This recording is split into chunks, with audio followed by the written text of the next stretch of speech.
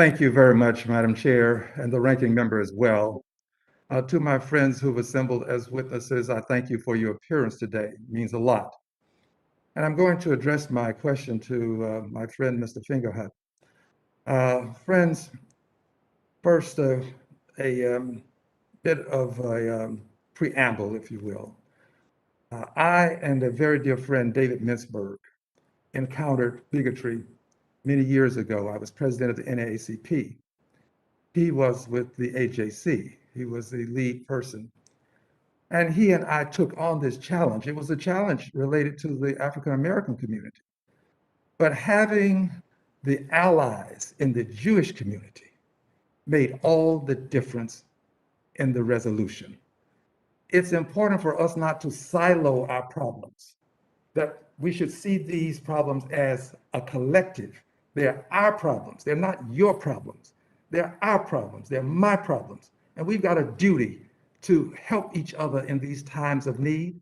And when we're not confronting persons who've said some ugly things, we have a duty to bond and let people know that we are friends and that we will stand together if ever you make a statement or if ever you do something that's inappropriate. You know that you can count on us. We have to count on each other.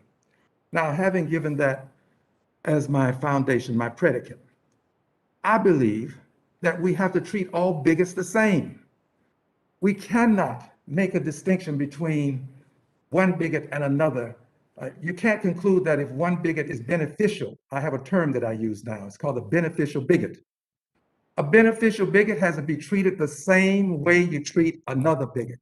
If you make exceptions for beneficial bigots, those exceptions come back to haunt us. So I'm hopeful that we will, as we move forward together, and we must do it together, that when we encounter these circumstances, we will take them on and we will do it together, understanding that there can be no such thing as a beneficial bigot. So to my friend, Mr. Fingerhut, I appreciate your being here, and beneficial bigotry is the topic. How do you respond to my comment that we have to treat all bigots the same? Can't give a beneficial bigot a license to do what you wouldn't give another bigot the opportunity to do. Representative Green, it's indeed a pleasure to speak with you again, and you've been such a champion on these issues. Thank you, sir.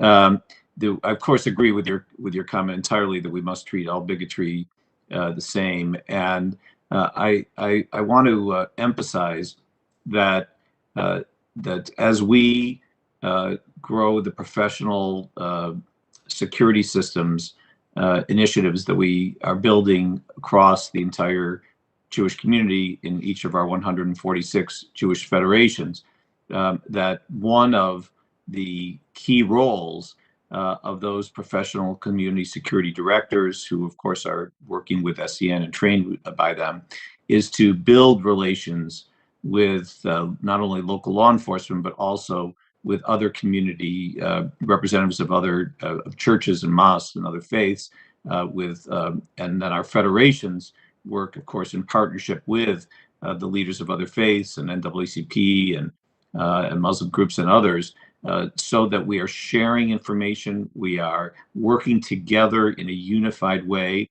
and supporting each other as we build out these necessary steps.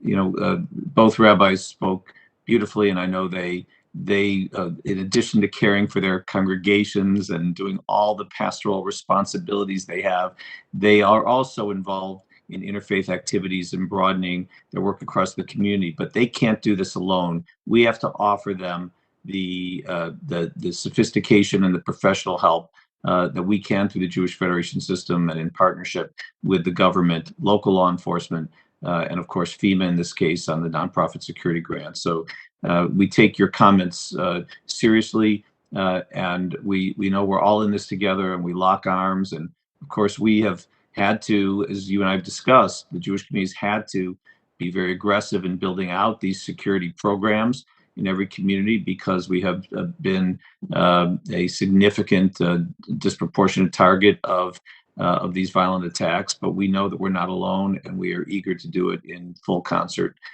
with all faith communities and all communities that we can reach. Madam Chair, I thank you for the time, and let me just close with this.